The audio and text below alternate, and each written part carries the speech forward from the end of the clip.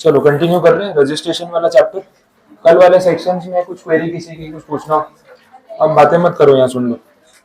हाँ बातें करना बंद। बोलो सेक्शन नंबर 22 से 28 तक हमने कल देखा, उनमें से किसी पॉइंट में आपको कुछ पूछना हो कोई क्वेरी।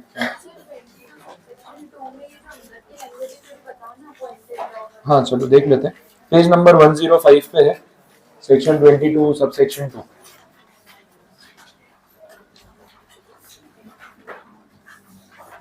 स्पीड एक बार देख लेना, स्पीड 1 पे रखना, ठीक है। Registered person under existing law to get registered under GST ऐसे बोला हुआ है, लैंग्वेज देख लो। Every person who on the date immediately preceding the appointed day is registered or holds a license under an existing law shall be liable to be registered under this act with effect from the appointed day। appointed day का मतलब होता है जिस दिन से GST act आया, जहां से भी कोई चेंज आया, तो अपॉइंटेड डे अपने लिए यहाँ पे है 1 जुलाई 2017, जिस दिन से जीएसटी इंप्लीमेंट हुआ। तो उन्होंने ऐसा बोला है कि जीएसटी आने से पहले, अपॉइंटेड डे से एक दिन पहले, जो लोग ऑलरेडी एग्जिस्टिंग लॉज में, अब एग्जिस्टिंग लॉज कौन से हुए, बिफोर जीएसटी जो भी एक्ट एप्लीकेबल थे वो सारे एग्जिस्टिंग लॉज हो गए।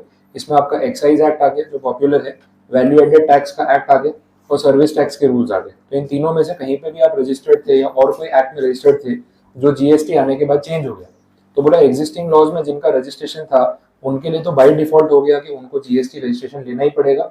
और कब लेना पड़ेगा, जैसे ही जीएसटी अप्लाई हो गया वैसे। तो 1 जुलाई आते ही रजिस्ट्रेशन करवाना जीएसटी एक्ट में उन एंटिटीज के लिए मैंडेटरी हो गया। समझ आए? तो ये कंसेप्ट है यहाँ पे। और कोई पॉइंट में किसी कुछ क्वेरी? 22, 23, 24। 22 में हमने वो लिमिट्स देखी थी, वो याद हो गई सबको? थ्रेशोल्ड लिमिट गुड्स वाले केस में 10 लाख, 20 लाख और 40 लाख, सर्विसेज वाले केस में 10 लाख और 20 लाख, ठीक है, ये था। तो ये लिमिट क्रॉस होगी तो आपको रजिस्ट्रेशन करवाना है इंट्रा स्टेट में। इंटर स्टेट वाले केस में फिर वो सेक्शन 24 से लिंक कर सकते हो आप कि इंटर स्टेट वाले केस में अगर गुड्स बेच रहे हो तो थ्रेशोल्ड लिमिट का कोई मतलब ही नहीं रह गया। फिर आप कितने रुपए के भी गुड्स बेचो, अगर आउट ऑफ स्टेट सेल करोगे तो रजिस्ट्रेशन करवाना मैंडेटरी हो जाएगा। सर्विसेज में उन्होंने नोटिफिकेशन में प्रॉब्लम सॉल्व कर दिया, बोला कि आप सर्विस प्रोवाइडर हो, इंटर स्टेट सर्विसेज प्रोवाइड करते हो तो इट इज ओके, आप थ्रेशोल्ड लिमिट का यूज कर सकते हो। अब जिस स्टेट से आप सर्विसेज प्रोवाइड कर रहे हो, अगर उसमें 10 लाख की लिमिट है तो वो एप्लीकेबल रहेगी, अदरवाइज नॉर्मल अपनी 20 लाख की लिमिट एप्लीकेबल रहेगी। सर्विस वाले केस में 40 लाख रुपीज की लिमिट अवेलेबल नहीं है, ये भी हमें याद रख के चलना है। तो ये सब मेजर बातें यहाँ पे हुई थी। 23 में तो बोला जिनको रजिस्ट्रेशन नहीं लेना। 24 में लिस्ट थी कि जिनको कंपलसरी रजिस्ट्रेशन करवाना ही पड़ेगा। 25 में प्रोसीजर है रजिस्ट्रेशन का, उसमें हमने 30 डेज वाला केस देखा कि जिस दिन थ्रेशोल्ड लिमिट क्रॉस हो जाती है विद इन नेक्स्ट 30 डेज आपको रजिस्ट्रेशन करवा लेना पड़ेगा, ये ध्यान रख के चलना है। बाकी पॉइंट्स में वॉल्यूंटरी रजिस्ट्रेशन आप ले सकते हो, एक ही स्टेट में अगर सेम रजिस्ट्रेशन नंबर पे मल्टीपल ब्रांचेस चलानी है तो भी ठीक है, आप सेपरेट जीएसटी नंबर लेना चाहते हो तो भी ठीक है। अगर सेपरेट जीएसटी नंबर लेते हो तो फिर उन एंटिटीज को डिस्टिंक्ट एंटिटीज की तरह ट्रीट किया जाएगा, इस पॉइंट पे भी हमने बात की थी, ठीक है। तो ये सब बातें हुई। 26 में डीमिंग प्रोविजन था, डीम्ड रजिस्ट्रेशन, अगर इम्प्लाइड ड्यूरेशन में उनकी तरफ से कोई रिस्पॉन्स नहीं आता है तो हम मान लेंगे कि हमें जीएसटी नंबर मिल चुका है। तो मैंने आपको बोला रूल्स में अभी 3 डेज की टाइम लिमिट है, एक टाइम पे 7 डेज की ड्यूरेशन थी। 27 was casual taxable person and NRTP. Casual taxable person का मैंने आपको बोला कि एडवांस में रजिस्ट्रेशन देना पड़ता है। ये जैसे मैंने इवेंट वाला एग्जांपल दिया, तो इवेंट हो रहा है तो आप इवेंट ऑर्गेनाइज कर रहे हो, उससे पहले ही आप जीएसटी नंबर के लिए अप्लाई कर दो। अच्छा, इसमें जीएसटी भी लमसम बेसिस पे एडवांस में देना पड़ता है, क्योंकि इवेंट के टिकट और पासेस भी आपने एडवांस में बेचे होंगे तो अमाउंट आपके पास आ ही जाने वाला है, तो उसमें कोई प्रॉब्लम नहीं। कैजुअल टैक्सेबल पर्सन जो पर्सन है उसको रजिस्ट्रेशन लिमिटेड टाइम के लिए मिलता है। ड्यूरेशन हमने कितनी देखी थी? 90 डेज। और एक्सटेंशन चाहिए तो कमिश्नर को अप्लाई करके आप फर्दर 90 डेज का एक्सटेंशन ले सकते हो। तो इन अ ईयर मैक्सिमम 180 डेज तक के लिए आप जीएसटी में रजिस्टर्ड रह सकते हो। तो उससे ज्यादा अगर आपको जीएसटी नंबर की नीड नहीं है तो बेस्ट है कि आप सेक्शन 27 का यूज करके टेम्पररी जीएसटी नंबर ले लो, लॉन्ग टर्म में आपको फायदा ही होने वाला है। दूसरा एनआरटीपी वाले केस में हमने देखा, ये वो एंटिटी जो इंडिया के बाहर से बिजनेस कर रही है, इंडिया में सप्लाईज कर रही है और इनका कोई यहाँ पे सेटअप नहीं है, तो इनको बोला या तो आप इंडिया में सेटअप कर लो, या दूसरा ऑप्शन क्या है, कोई एजेंट अपॉइंट कर लो और एजेंट के थ्रू भी आप यहाँ पे अपना जीएसटी का मैनेजमेंट कर सकते हो। अब आप ही सोचो, सपोज कोई ओटीटी प्लेटफॉर्म है, नेटफ्लिक्स है, नेटफ्लिक्स का एग्जांपल ले लेते हैं, ये हो गई नॉन रेसिडेंट टैक्सेबल पर्सन, लेकिन नेटफ्लिक्स कंपनी यूएस की है, ये आपको पता है। अब इंडिया में ये लोग सब्सक्रिप्शन प्रोवाइड कर रहे हैं, ओटीटी प्लेटफॉर्म है तो ऑनलाइन सर्विस है, तो एज सच उनको कोई इंडिया में फिजिकल सेटअप करने की नीड नहीं, उन्होंने किया भी नहीं, ठीक है।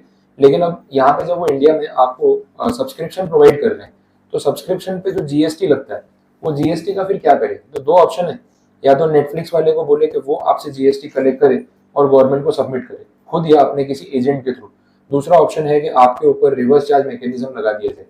नेटफ्लिक्स वाला बोलेगा मैं तो इंडिया में हूँ नहीं, वहाँ पे फिजिकली आने भी नहीं वाला, मैं जीएसटी क्यों कलेक्ट करूँ? जो लोग हैं, यूजर्स है, वो तो इंडिया में ही है ना, रिवर्स चार्ज लगा तो वो लोग खुद जीएसटी सबमिट कर देंगे। देखा जाए तो नेटफ्लिक्स के लिए ये ज्यादा कन्वीनियंट होगा। बट आपको क्या लगता है ये सिस्टम चलेगा इंडिया में? रिवर्स चार्ज मैकेनिज्म, वो भी ओटीटी प्लेटफॉर्म यूजर्स पे। पहली चीज तो ये है कि जो इंडियन पब्लिक है वो नेटफ्लिक्स का पैसा तो पे करे पहले। नेटफ्लिक्स का सब्सक्रिप्शन का पैसा तो हम भरते नहीं, उसके बिना भी हम सारा नेटफ्लिक्स यूज कर लेते हैं। नेटफ्लिक्स वाला खुद परेशान है, बोले यार व्यूअर्स की बात करें तो सबने सारी सीरीज देख रखी है, सब्सक्रिप्शन पे कोई दिखता ही नहीं, तो बिना सब्सक्रिप्शन के काम चल रहा है। तो वैसे ही वो परेशान है कि इंडियन पब्लिक से पैसे कमाना मुश्किल है। उसमें अगर उन्होंने ये बोल दिया कि इंडियन पब्लिक जो नेटफ्लिक्स बाई करेगी, पहले तो बाई करेगी, उस पर जीएसटी जाके खुद वो गवर्नमेंट को पे करे। तो हम जब सब्सक्रिप्शन का पैसा ही नहीं देते तो जीएसटी पे करने तो जाने से रहे, वो गवर्नमेंट को पता है, नेटफ्लिक्स को पता है। और इन्होंने ये सारी कंपनीज इंडिया आके परेशान हुई है, बड़े जोश में आए थे कि यार इंडिया में 140 करोड़ की पॉपुलेशन, इतने मोबाइल हैंडसेट, इतने इंटरनेट, ये वो सब डेटा लेके आते हैं ना कि इतना व्यूअरशिप आएगा तो इतने करोड़ रुपए कमा लेंगे। बट पब्लिक कैसी है उनको पता नहीं। सारे ऑफिशियली बोल चुके हैं। नेटफ्लिक्स का जो फाउंडर है उसका स्टेटमेंट है, अमेजोन वाला अपना जेफ बेजोस आया था तो बेचारा बाल झड़ गए उसके पैसे कमाने, ठीक है। वो इंडिया आया, उसने तो इंडिया में आके स्टेज पे बैठ के ये चीज बोली, बोले हमने भी जब प्राइम सर्विसेज लॉन्च की इंडिया में तो मिलेगा वो बोलने का मौका मिलेगा, मुझे बोलने लगे। यूएस में उन्होंने बोला कि हमने जब नेटफ्लिक्स लॉन्च किया, अमेजोन लॉन्च किया, तो बोले वहां का जो बायर है ना, जो यूजर है, उसका थॉट प्रोसेस अलग है, इंडियंस का थॉट प्रोसेस काफी अलग है।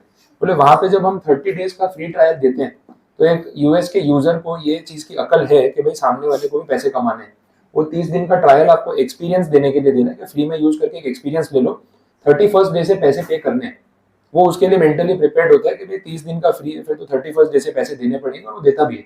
इंडियन यूजर अलग है, इसको आप 30 दिन का फ्री ट्रायल देते हो ना, फिर इसको आदत लग जाती है। फिर ये बोलता है कि जब तू 30 दिन फ्री सर्विस दे सकता है तो अब तुझे पैसे क्यों चाहिए? समझ आ रहा है? तो बोलता है कंटिन्यू रखो इसको। अब अगर वो पैसे मांगेगा तो अपने उस जुगाड़ में लग जाते हैं कि अभी भी इसको फ्री में कैसे यूज करना है ना। वो क्रेडिट कार्ड पे फ्री ट्रायल होता है तो अपने 10 क्रेडिट कार्ड इशू करा देते हैं कि चलो इस महीने इस क्रेडिट कार्ड से लिंक करके 30 डेज का ट्रायल ले लेंगे, फिर दूसरा जीमेल आईडी, दूसरा मोबाइल नंबर, तीसरा क्रेडिट कार्ड, फिर वापस 30 दिन फ्री, ऐसे जुगाड़ कर करके चला रहे हैं। एक ये हो रहा है। दूसरा क्या किया, फिर पासवर्ड शेयरिंग वाला प्रॉब्लम आ गया। ठीक है, सबने सब्सक्रिप्शन तो लिए, ऐसा नहीं कि सब्सक्रिप्शन नहीं लिए, लेकिन 1 मिलियन सब्सक्राइबर्स और 100 मिलियन यूजर्स, समझ आ रहा है? सब पासवर्ड बांट रहे, भाई तू सीरीज देख ले, खत्म हो जाए पासवर्ड दे देना, मैं भी देख लूंगा। तो ये सब करके कर लिया। हमने खुद भी अमेजॉन प्राइम वैसे ही शुरू किया, तो हम लोगों ने 5 जन ने मिलकर लिया कि भाई 999 का पैकेज है, 150, 200 रुपए आ रहे थे, 5-6 लोगों ने, सबने बोला कि अपने 5-6 लोग ही यूज करेंगे वैसे, और किसी को पासवर्ड नहीं देंगे। ये चल रहा है, आपको पता है आगे क्या होने वाला है। हम 5-6 लोग जितने भी है सब एक एक दो यार चल तू पासवर्ड ले ले, किसी और को आगे पासवर्ड मत कर। बोले ठीक है। तो वो पूरा एक है ना, एक पूरा ग्रुप बन गया। बाद में जब साल खत्म हुआ ना, तो जब रिन्यूअल का टाइम आया तो मैं डिवाइसेस देख रहा था, तो मेरे वो अमेजॉन प्राइम में ना 89 डिवाइसेस लिंक था, समझ आ रहा है? हम 5 लोगों ने किसी को मत बताना करते करते ऑलमोस्ट सेंचुरी पूरी कर दी। अब सोचो वो बेचारा जेफ बेजोस क्या कमाएगा। 999 के पैकेज में 89 लोगों ने पूरा साल प्राइम का कंटेंट यूज किया। अच्छा, जो फ्री प्राइम डिलीवरी अमेजोन से ऑर्डर पे जो मंगवाई, तो वो जो डिलीवरी चार्ज होता है ना 30-40 रुपए, वो भी नहीं दिया हमने उसको। अब ये 80 लोगों ने कुछ ना कुछ तो साल में ऑर्डर किया होगा। अब आप ही सोच लो कंपनी कैसे कमाएगी। मतलब 1000 रुपए में 90 लोग यूज कर रहे हैं, तो अपन ने 11 रुपए शगुन का दिया उसको पूरे साल का पर यूजर। उसमें पूरा कंटेंट भी स्ट्रीम कर लिया, उसका ऑर्डर भी मंगवा लिए, तो कंपनी लॉस में जाने ही वाली है। और इंडिया में अमेजोन लॉस में ही, एनुअल लॉसेज इनके कुछ 3-3.5 हजार करोड़ रुपए से ऊपर है। एक साल का इतना लॉस अमेजोन को इंडिया में हो रहा है, और ये होने ही वाला है, क्योंकि इंडियन पब्लिक से पैसे निकलवाना इतना आसान काम नहीं है। और इतनी बड़ी अमेरिकन कंपनी का फाउंडर अगर ये चीज इंडिया में बोल के जा रहा है, तो सोचो कितना परेशान होगा अपने ऐसे लोगों से, समझ आ रहा है? तो ये उन्होंने फेस किया। बोले हमने सोचा नहीं था कि इंडिया में आके ये हालत होगी, हम तो यूएस वाला फॉर्मेट कॉपी पेस्ट करके आ गए थे। अब जहाँ सब्सक्रिप्शन का पैसा नहीं निकल रहा है, वहाँ जीएसटी चार्ज करना तो रिवर्स चार्ज से तो पॉसिबल नहीं। इसलिए बर्डन किसके ऊपर है? नेटफ्लिक्स और अमेजोन के ऊपर, कि तुम ही जीएसटी कलेक्ट करो, जो तुम्हारा पैकेज है उसमें इंक्लूडेड रखो, अलग से चार्ज करो, जो करना है करो, लेकिन हमें जीएसटी आप ही से चाहिए, पब्लिक से मांगेंगे तो देने वाली नहीं, दे रही, तो सोचो अपना बार्गेनिंग पावर कितना हैवी। नेक्स्ट सेक्शन 28 में अमेंडमेंट ऑफ रजिस्ट्रेशन, मैंने आपको बताया सिंपल सेक्शन था, डिटेल्स में चेंजेस करना अपने कर सकते हैं। अब आ जाते हैं आज के टॉपिक पे, that is section number 29, cancellation of registration. आपका जीएसटी नंबर कैंसिल कब हो सकता है? दो ऑप्शन है, या तो आप खुद ही कैंसिल करवा लो कि भाई नहीं चाहिए, बहुत हो गया, या दूसरा ये हो सकता है कि भाई वो सामने से आके कैंसिल कर दे कि तुम लायक नहीं हो, जीएसटी नंबर वापस करो। दोनों में से कोई भी चीज हो सकती है। अब यहाँ पे दोनों पॉइंट्स पे बात की है। सबसे पहला जो सबसेक्शन है, cancellation of registration on application of registered person or suo motu action by the proper officer. तो दोनों चीजें बता दी कि या तो आप अपनी मर्जी से खुद जाके जीएसटी नंबर कैंसिल करवा लो, या फिर अगर डिपार्टमेंट को लगता है कि कैंसिल करना चाहिए तो वो भी एक्शन ले सकते हैं। वैसा रीजन इसमें कुछ बोले हुए हैं तो देखते हैं।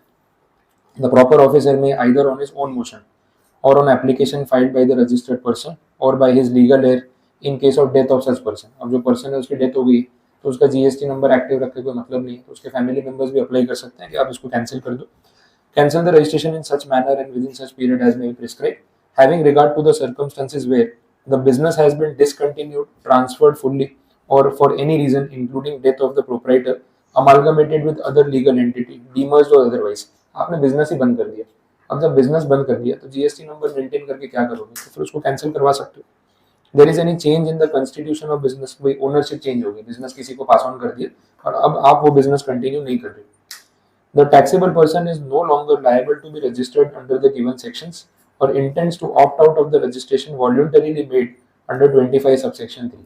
अब आप रिक्वायर्ड नहीं हो जीएसटी नंबर कंटिन्यू करने के लिए। रीजन बीइंग, जो गुड्स आप बना रहे हो, जो सर्विसेज आप दे रहे हो, अभी तक वो टैक्सेबल नेचर की थी और थ्रेशोल्ड लिमिट से ऊपर थे तो आपने रजिस्ट्रेशन ले लिया, अब वो एग्जेम्प्ट हो चुकी है। टैरिफ में चेंजेस आ गए, काउंसिल ने चेंज कर दिया कि अब ये गुड्स एग्जेम्प्टेड कैटेगरी में है। तो हमने देखा कि जो एग्जेम्प्टेड कैटेगरी के गुड्स बेच रहे हैं वो जीएसटी रजिस्ट्रेशन नहीं लेंगे तो चलेगा, क्योंकि उनकी तरफ से कोई आउटपुट टैक्स कलेक्ट होने वाला नहीं, ना उनको कोई आईटीसी मिलने वाला है। तो कितने भी रुपए का बिजनेस करे, जीएसटी डिपार्टमेंट को क्या फर्क पड़ता है? हाँ, इनकम टैक्स वालों को फर्क पड़ता है कितना कमा रहे हो, बट जीएसटी डिपार्टमेंट को आपसे कोई लेना देना नहीं। तो ऐसी सिचुएशन में आप जीएसटी नंबर सरेंडर कर दो। अच्छा, इन फ्यूचर कभी वापस अमेंडमेंट आए और आपका वो एग्जेम्प्टेड गुड्स टैक्सेबल में कन्वर्ट हो गया तो फिर से अप्लाई कर देंगे, सिंपल है। लेकिन तब तक जीएसटी नंबर मेंटेन करके करेंगे क्या? ब्लैंक रिटर्न फाइल करने पड़ेंगे और रिटर्न फाइलिंग का चार्ज तो लगेगा, तो कॉस्ट बेयर करके कुछ मतलब नहीं, तो आप उस चीज में उसको सरेंडर कर सकते हो।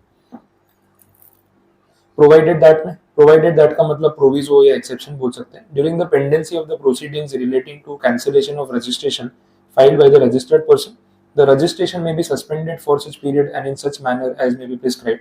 तो कोई प्रोसीडिंग्स आपके खिलाफ चल रही है, कोई केस चल रहा है जीएसटी डिपार्टमेंट में, तो टेम्परेरीली क्या कर सकते हैं, आपका जीएसटी नंबर सस्पेंड कर सकते हैं and then in future decide करेंगे कि इसको कैंसिल करना है या रीएक्टिवेट करना है, वो इंक्वायरी की फाइंडिंग्स पे पता चलेगा। नेक्स्ट है subsection 2, cancellation of registration under certain special circumstances. Specific examples है यहाँ पे देख लो। फर्स्ट पॉइंट में, the proper officer may cancel the registration including any retrospective date where a registered person has contravened such provisions of the act or rules made thereunder as may be prescribed। अब यहाँ पे ऐसा नहीं कि आपका business बंद हो गया, आपने ट्रांसफर कर दिया, या वो रीजन नहीं है, आपने रूल्स फॉलो नहीं किए, तो डिपार्टमेंट सामने से एक्शन ले रहे हैं कि जब जीएसटी एक्ट फॉलो ही नहीं करना है तो रजिस्ट्रेशन आपको क्यों प्रोवाइड करें। तो आपका जो रजिस्ट्रेशन है वो हम इसलिए कैंसिल कर रहे हैं क्योंकि आप रूल्स का वायलेशन कर रहे हैं, दैट इज द रीजन। दूसरे पॉइंट में, person paying tax under section 10 has not furnished returns for 3 consecutive tax period. Section 10 में कौन लोग कवर हो रहे हैं? कॉम्पोजिशन स्कीम वाले, ठीक है। तो उनको जो रिटर्न फाइल करना होता है उसकी बात हो रही है। 3 कंसेक्यूटिव टैक्स पीरियड, जैसे उनका एनुअल रिटर्न होता है, तो अगर 3 साल से रिटर्न ही फाइल नहीं कर रहे तो फिर जीएसटी नंबर देने का क्या फायदा? अच्छा, कॉम्पोजिशन स्कीम वालों को जीएसटी नंबर की जरूरत होती है या नहीं? होती है। जीएसटी नंबर लोगे तो डिपार्टमेंट को पता चलेगा ना कि आप कॉम्पोजिशन स्कीम के लिए ऑप्ट कर रहे हो ना। ऑप्ट कैसे करोगे? पोर्टल पे जाओगे तो जीएसटी रजिस्ट्रेशन की डिटेल्स तो चाहिए। तो मैंने आपको बोला था रजिस्ट्रेशन नंबर लेना पड़ता है, लेकिन कॉम्पोजिशन स्कीम में जाते हो तो आउटपुट टैक्स कलेक्ट नहीं करना होता है। हम बात कर रहे थे ना 20 लाख से आपका टर्नओवर ज्यादा है लेकिन 1.5 करोड़ से कम है, और अगर 10 सबसेक्शन 2A में हो सर्विस में तो 20 to 50 लाख के बीच में हो तो आप ये यूज कर सकते हो, वो कंडीशन है। रिटर्न्स फर्निश नहीं किए, रेगुलरली भी जो मंथली रिटर्न्स फाइल करने होते हैं, 6 महीने से आप रिटर्न फाइल नहीं कर रहे तो उस केस में आपका जीएसटी नंबर कैंसिल हो सकता है। किसी ने वॉल्यूंटरी रजिस्ट्रेशन लिया जीएसटी में 25 सबसेक्शन 3 और फिर बिजनेस ही कमेंस नहीं किया, रजिस्ट्रेशन करा के रखा है लेकिन कोई बिजनेस एक्टिविटी नहीं हो रही, तो वहां पे भी ये जीएसटी नंबर कैंसिल करने वाली बात हो सकती है। आपने रजिस्ट्रेशन लिया था फ्रॉड से, विलफुल मिसस्टेटमेंट करके, फैक्ट्स को छुपा के, मतलब गलत डेटा प्रोवाइड करके रजिस्ट्रेशन करा लिया और ये बात उनको पता चल गई, तो उस रीजन से भी कैंसिलेशन हो सकता है। अब ये एक शॉर्ट नोट बनती है, सब्जेक्टिव पेपर में ये थियरी आंसर बनेगा, आपको ये ग्राउंड्स या रीजंस पूछ सकते हैं कि on what grounds GST authority में कैंसिल योर रजिस्ट्रेशन, तो ये पूरा एक आंसर है। तो आप ये सबसेक्शन को स्टार मार्क करके रख सकते हो।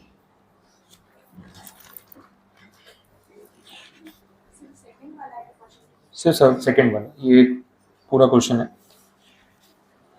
फर्स्ट वाला अलग पार्ट हो गया, वहां पे उनको पूछना होगा तो सुओ मोटो या वो रीजंस पूछ सकते हैं, क्योंकि उसमें कोई विलफुल मिसस्टेटमेंट, फ्रॉड या फिर रूल्स के वायलेशन वाली बात नहीं थी। वायलेशन वाली बात है तो सबसेक्शन 2 है, अदरवाइज अगर है तो सबसेक्शन 1 है। उसमें रीजंस क्या है, कॉमन रीजंस थे, बिजनेस बंद हो गया, ट्रांसफर हो गया, अमालगमेशन, डीमर्जर, वो सब पॉइंट्स थे।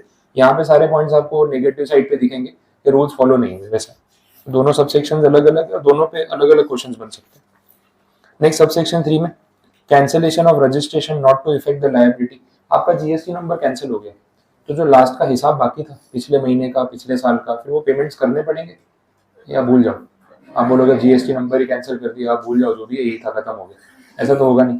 एक एक रुपए का हिसाब तो पूरा करना ही पड़ेगा। वो यहाँ पे लिख के क्लियर कर दिया कि GST number at any point cancel हो जाए, आपकी जो प्रीवियस लायबिलिटीज बाकी है उसकी रिकवरी होती रहेगी, कैंसिलेशन से उस चीज पे कोई इफेक्ट नहीं आने वाला। नेक्स्ट सबसेक्शन 4, ये आपको पता है, एसजीएसटी वालों ने कैंसिल कर दिया तो सीजीएसटी ने भी कैंसिल कर दिया, मान लिया गया, हर जगह पॉइंट आ रहा है।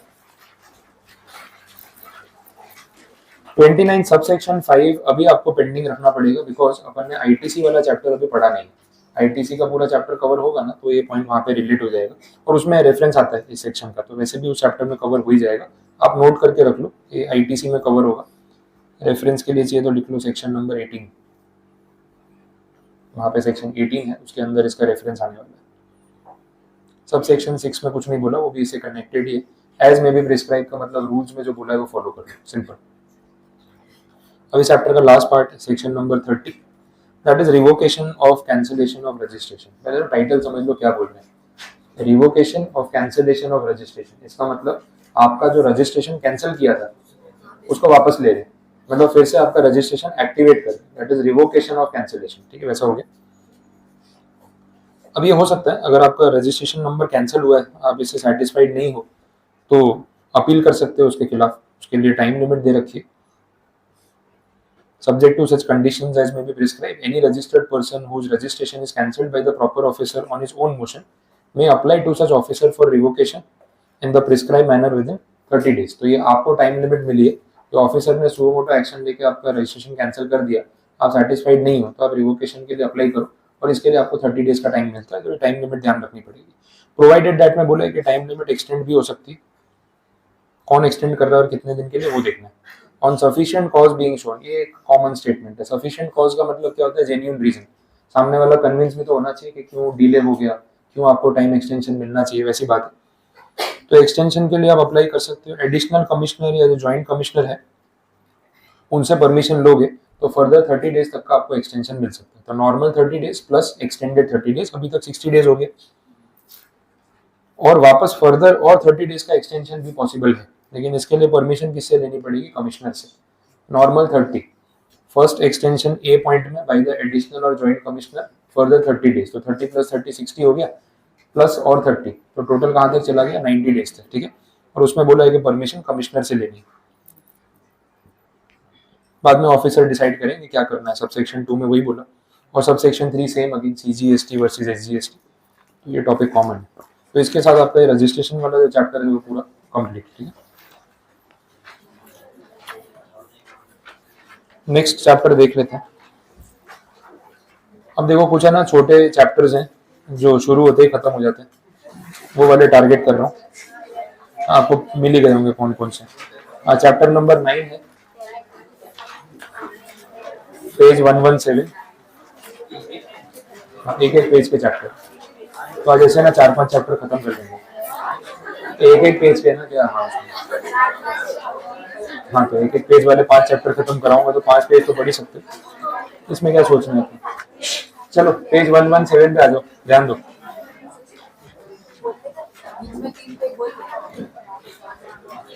हाँ बस बस बातें नहीं, अब ध्यान देना। अकाउंट्स एंड रिकॉर्ड्स, चलो सुन लो। अकाउंट्स एंड रिकॉर्ड्स की बात हो रही है, दो ही सेक्शन है यहाँ पे, 35 है, एक 36 है। यहाँ पे बोला है कि जीएसटी में अगर आप रजिस्टर्ड हो, इम्प्लाइड डेटा तो प्रोवाइड करना पड़ेगा, अकाउंट्स तो मेंटेन करने पड़ेंगे, ठीक है।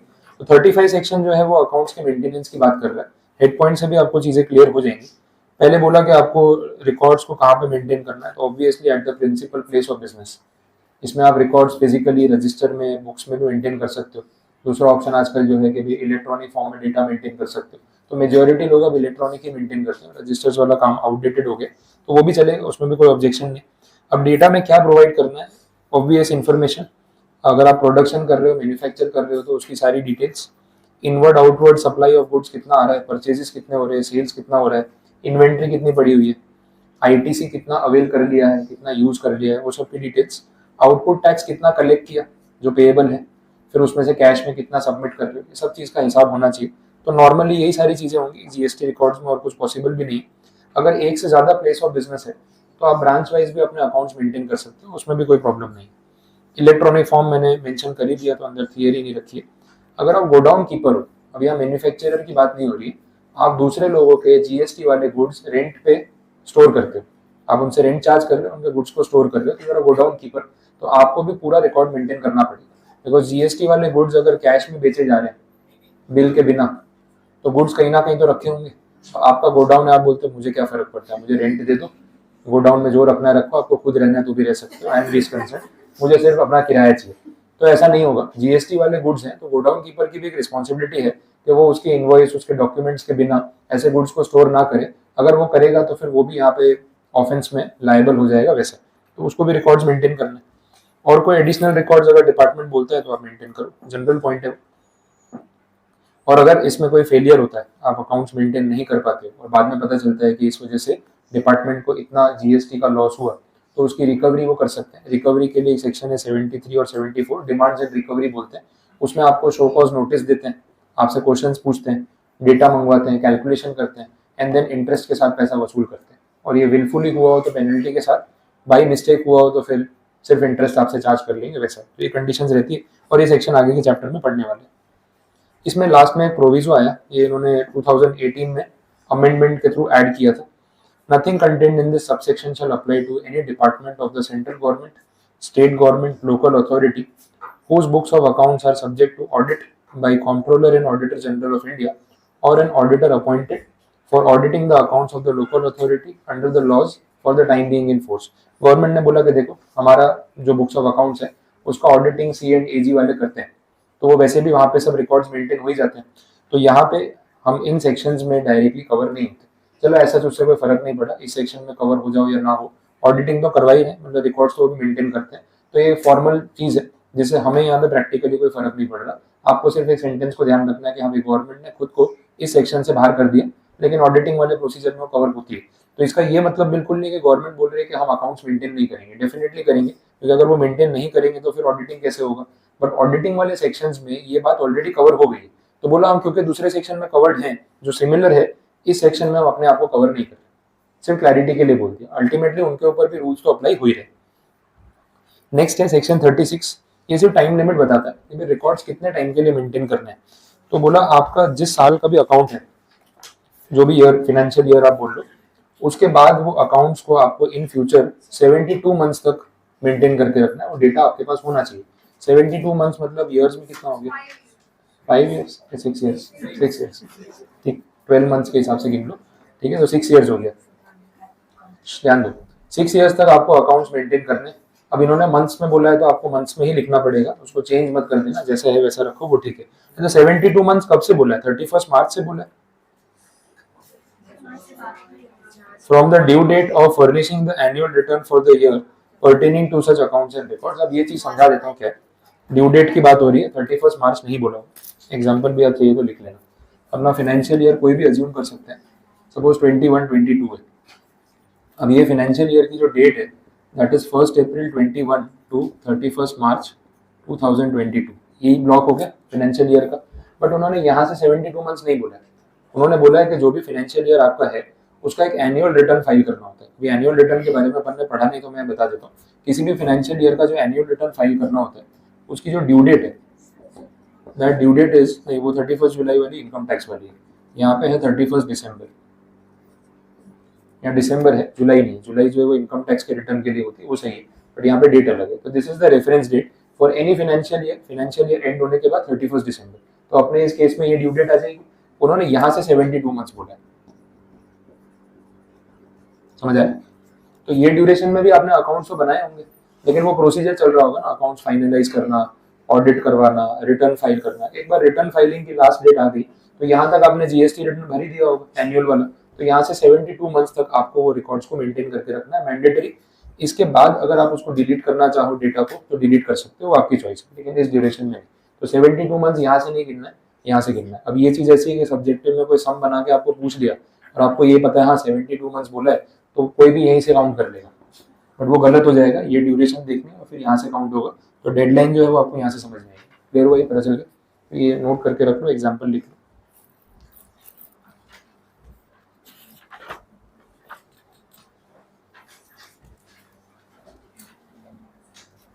सेक्शन की लैंग्वेज को वर्ड टू वर्ड लर्न करने में उतना फोकस नहीं करना है, उसके कंसेप्ट को समझने में फोकस करना है। कि आपको क्वेश्चन थियरेटिकली पूछे तो आप सेंटेंस ग्रामर खुद बना सकते हो, प्रैक्टिकली पूछे तो उसका इम्प्लीकेशन समझ आना चाहिए, यहाँ मिस्टेक नहीं होनी चाहिए।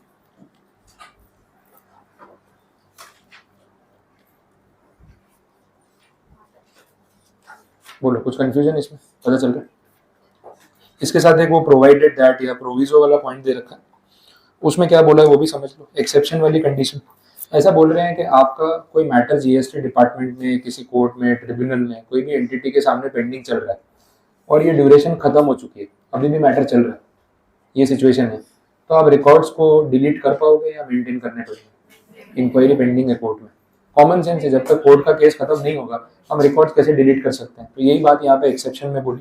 उसके साथ साथ इसमें यह भी बोला कि वो जो भी कोर्ट केस चल रहा है वो एक बार अगर खत्म भी हो गया ना, उसका डिसीजन आ गया, उसके बाद भी एटलीस्ट 1 ईयर तक आपको रिकॉर्ड्स को डिलीट नहीं करना है, ये भी बोला है। डिसीजन आने के बाद भी एटलीस्ट 1 ईयर तक, क्योंकि 1 ईयर में भी हो सकता है केस रीओपन हो जाए, हायर अथॉरिटी में डिपार्टमेंट चैलेंज कर दे, अपील कर दे, तो वो अपील का टाइम जब तक बाकी है तब तक आप रिकॉर्ड्स मेंटेन करो, ठीक है? मीनवाइल आपने डिलीट कर दिए तो फिर मैटर वहीं पे रुक जाएगा और आगे नहीं बढ़ पाएगा।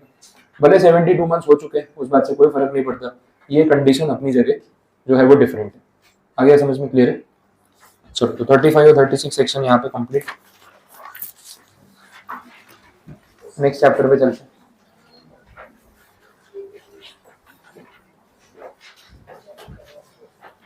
अगला जो टॉपिक है that is called E way bill. ये भी छोटा सा कंसेप्ट यहाँ पे रखा है, वैसे बहुत डिटेल में जाता है रूल्स एंड ऑल, बट उतना प्रैक्टिकली अपने लिए रेलेवेंट नहीं है, तो जितना एग्जाम पॉइंट ऑफ व्यू से पढ़ना है उतना ही हम देख रहे हैं, तो बहुत शॉर्ट में इसको कवर किया। ई वे बिल है क्या वो समझ लो। देखो, जीएसटी एक्ट जो गवर्नमेंट ने पास किया ना, इन्होंने ऑन ग्राउंड सारे लूप होल्स को एक एक करके टारगेट किया। नॉर्मली क्या होता था, सरकार जब कानून बनाती थी बिफोर 2014, तो ऑन पेपर जो कानून बनता था वो दिखने पढ़ने में बहुत अच्छा बनता था, लगता भी था, लेकिन ऑन ग्राउंड जब इम्प्लीकेशन होता था या एग्जीक्यूशन होता था तो उसमें लूप होल्स रहते ही थे। अब वो लूप होल्स आप समझ लो गवर्नमेंट ने निगलेक्ट कर दिए या इंटेंशनली लूप होल्स छोड़ दिए कि चलो पब्लिक भी कमाए अपन भी कमाए। तो वो बिफोर 14 क्या गवर्नमेंट का एजेंडा अलग था कि भाई आप भी कमाओ हमें भी कमाने दो, टेंशन नहीं, कोई किसी को डिस्टर्ब नहीं करेगा, वैसा। अब यहाँ पे जब ये 17 में जीएसटी लेके आए ना, तो गवर्नमेंट को पता तो होता ही है कि आप चोरी कैसे कर रहे हो, क्या एग्जीक्यूशन लगा रहे हो, क्या दिमाग लगा रहे हो, वो सब पता है, पर वो उसको रोकना चाहते हैं कि नहीं चाहते हैं, वो इंटेंशन उनका डिपेंड करता है। यहाँ पे जीएसटी में इन्होंने ऑन ग्राउंड सारी चीजों को पहले से वैसे फ्रेम किया कि चोरी करने का प्रैक्टिकल रास्ता ही ब्लॉक कर दो। तो ऑन पेपर अच्छा कानून तो बना ही गए, लेकिन एग्जीक्यूशन के टाइम पे आपको ये चीजें यहाँ पे दिख रही है। अब होता क्या है, अब जीएसटी का जो कानून है गवर्नमेंट ने जैसा बनाया अपन ने पढ़ लिया, अब हम सोच रहे हैं कि यार ये इतना महंगा जीएसटी 12%, 18%, 28% कौन भरेगा, सारे लोग मिलके एक हो गए, पूरा बिजनेस चलेगा कैश में, पक्के में काम करना ही नहीं, इनवॉइस ही नहीं बनाना। स्टार्टिंग से जो अपना वो रॉ मटेरियल सप्लायर से लेके कंज्यूमर तक का चेन है, अगर हम सारे लोग सप्लाई चेन में ये अग्री कर ले कि हम कोई भी काम पक्के का करेंगे नहीं, कोई इनवॉइसिंग नहीं, कोई बिलिंग नहीं, लिख के कुछ होगा ही नहीं, जो होगा काम जो है वो सारा कच्चे में चलेगा, चिट्ठी पे लिख के दे दिया, वही हिसाब है। अब ऐसा अगर आप करोगे ना तो कभी जीएसटी वाला चेंज शुरू ही नहीं होगा, तो स्टार्टिंग से लेके एंड तक पूरा सिस्टम कोलैप्स होगा और गवर्नमेंट को जीएसटी का उतना रेवेन्यू नहीं मिलेगा जितना मिलना चाहिए। पुराने सिस्टम में ऐसे लूप होल्स थे तो लोग यही करते थे, कितनी इंडस्ट्री में ऐसा था, बोले यहाँ बिल विल कुछ नहीं होता, कोई लिखा पढ़ी नहीं होती, जो है काम वो ऐसे ही मुंह बोला चलेगा, पेज पे लिख के दे दो यही हिसाब है, मैसेज कर दो, इसका कोई इनवॉइस नहीं मिलेगा। पूरी इंडस्ट्री का सिस्टम पीछे से सप्लाई चेन ही ऐसे चल रहा है, तो गवर्नमेंट उस पूरी इंडस्ट्री से 1 रुपए का टैक्स नहीं कमा रही। ये प्रॉब्लम को यहाँ पे उन्होंने सॉल्व करने के लिए क्या किया, बोला देखो अगर कोई कैश में काम कर रहा है, बिना इनवॉइस के गुड्स बेच रहा है, खरीद रहा है, तो गुड्स का ट्रांसपोर्टेशन तो करेगा कि नहीं करेगा? रास्ते से तो गुड्स जा रहे होंगे ना, ट्रक में, टेम्पो में, गाड़ी में, कहीं तो गुड्स जा रहे होंगे जो एक्चुअली जीएसटी वाले गुड्स है, लेकिन लोग कैश में बेच रहे हैं और बिल नहीं बना रहे। तो बोले इनको रास्ते में ही पकड़ो, ट्रक लेके जा रहे हैं ना गुड्स, वहां पे उनको रोक लो और चेक करो कि गुड्स जो है जीएसटी वाले है या नहीं, और अगर है तो उन गुड्स का इनवॉइस बना है कि नहीं, और अगर कैश वाले गुड्स है तो सीज कर लो। ये हो गई ऑन ग्राउंड इम्प्लीकेशन, जहाँ पे गवर्नमेंट ने बोला कि अब ये सिर्फ ऑन पेपर कानून नहीं रहेगा, एग्जीक्यूशन हम करेंगे और आपको बिना जीएसटी के गुड्स नहीं बेचने देंगे। तो इसके लिए पेपर वर्क करवाने के लिए क्या किया, एक डॉक्यूमेंट बना दिया, उसको बोलते हैं इलेक्ट्रॉनिक वे बिल। वे का मतलब क्या, ट्रांसपोर्ट, जब गुड्स जा रहे हैं तो।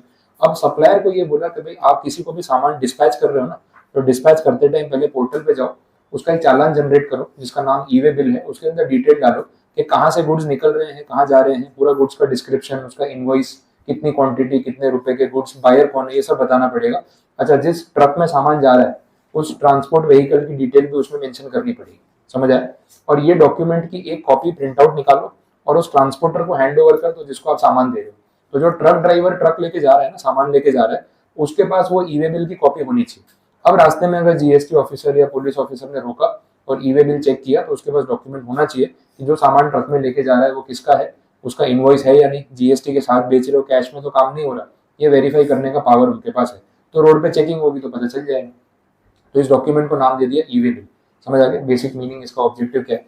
अब ये ई वे बिल वाला जो मैटर है, इसमें हर एक छोटे पार्सल के ऊपर आप ई वे बिल वाला कंसेप्ट लगाओगे तो प्रॉब्लम है। स्टार्टिंग में बड़ी परेशानी हुई अपने टेक्सटाइल वालों को, शाम के टाइम पे डिस्पैचिंग चल रहा होता है, फटाफट ट्रक भर के माल भेजना है, ये है वो है, कोई ट्रेन से भेज रहा है, तो वहाँ पे बोले पहले ई वे बिल बनाओ।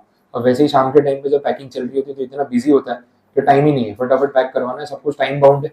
अब इसमें आप पहले लैपटॉप या कंप्यूटर ऑन करो, डिटेल भरो, ई वे बिल निकालो, ये वो, तो स्टार्टिंग में थोड़ा सा प्रॉब्लम आ रही थी, बट धीरे धीरे फिर लोगों को हैबिट भी हो गई और एक सिस्टम सेट हो गया कि चलो ऐसे काम करना है, तो अब इतनी परेशानी नहीं, और वो कन्वीनियंट भी हो चुका है वैसा। बट शॉर्ट डिस्टेंस पे छोटे मोटे पार्सल के लिए ई वे बिल वाला कंसेप्ट थोड़ा सा प्रॉब्लम क्रिएट करने वाला हो सकता है। तो कुछ एग्जेम्पशंस भी यहाँ पे रखे, बोला कि अगर 50,000 रुपीज तक का पार्सल है, उतनी वैल्यू का है, तो आप विदाउट ई वे बिल भी गुड्स लेके जा सकते हो, वो चलेगा। तो एक लिमिट आपको यहाँ पे दिखेगी 50,000 रुपए की बोला हुआ है। तो लोकल डिस्टेंस में कुछ किलोमीटर्स का डिस्टेंस रहता है, 10-20 किलोमीटर्स तक अगर गुड्स जा रहे हैं और 50,000 रुपीज तक की वैल्यू का गुड्स है, तो उतने के लिए आपको ई वे बिल नहीं बनाना।